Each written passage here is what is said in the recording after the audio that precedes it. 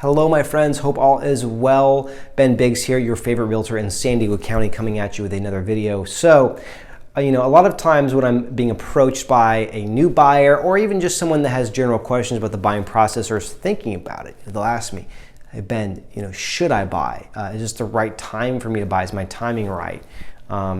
Is it the right time in the market for me and my family?" And I people may be looking at me to have some sort of a sage response or a guru response, or they want me to have all the answers for them. And my response to this question, which is a fair question, is always the same. Look, you buy when you need it, you buy when you can afford it, and when it makes sense for you and your family.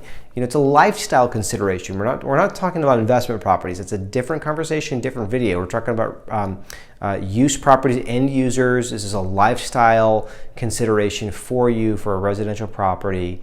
And there's some people out there that might use a closing technique. I do not resonate with that at all. That's not how I work in the slightest. I do know closing techniques. I would never use them ever because I don't like making someone buy something that they don't want, or psychologically tricking, I feel like, someone into buying something that's not right for them. So if someone wants to buy something, I don't like to close anyone.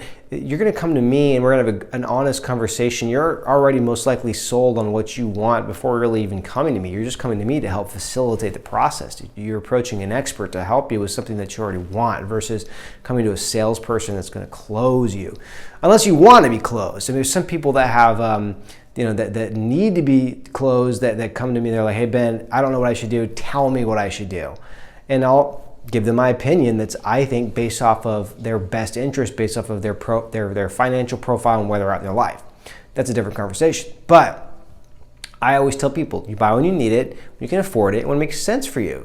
Don't overthink it, because when you overthink the market, when you overthink real estate, that's when you miss out, and you'll look back 5-10 years from now, you're like, dang, I wish we would have bought. I always tell people, you're always 30 days or 30 years away from having a paid off mortgage the day before you buy. And even in 10 years, you're gonna be a third of the way through your mortgage. Regardless of what the market's doing, people don't really, I think, appreciate the power of the mortgage, the amortization process that happens as you pay your mortgage off year after year, the balance decreasing, your interest payments going down, and your mortgage balance payment going up. It's really a big deal. It can be a big financial win for you long term.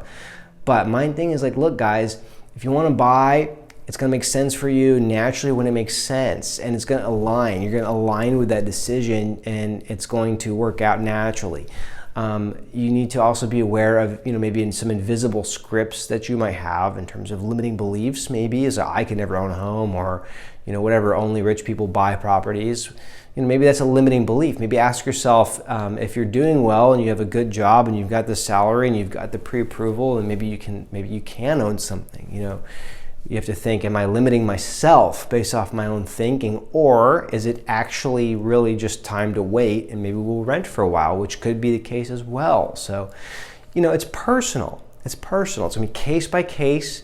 You buy when you need it, when you can afford it, and it'll make sense for you and your family. It's a lifestyle consideration that does have investing implications as well in terms of equity growth, loan pay down, mortgage interest rate tax deduction. There's a lot of things to consider, and that's a personal conversation you should have with you, your family, your realtor, your mortgage lender, and maybe your financial advisor as well. So it's a lot of moving pieces, but when the time is right, it will click and it will make sense, and you're going to know, let's do this thing. So anyway, guys, that's my tip for today. Thanks for watching. Take care, and I'll talk to you very soon.